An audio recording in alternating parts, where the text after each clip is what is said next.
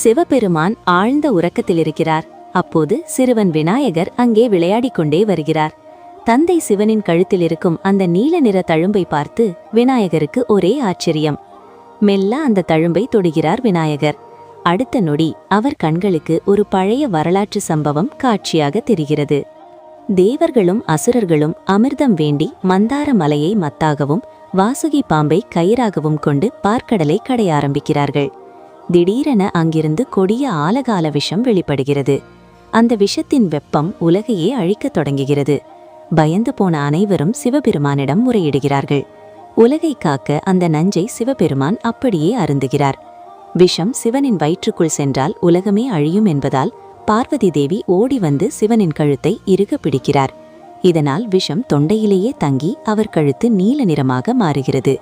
இந்த காட்சியைக் கண்டு விநாயகர் கண்கலங்குகிறார். தன் தந்தை உலகை காக்க எவ்வளவு பெரிய வலியையும் தியாகத்தையும் செய்திருக்கிறார் என்பதை உணர்ந்து அவரை கட்டிப்பிடிக்கிறார்.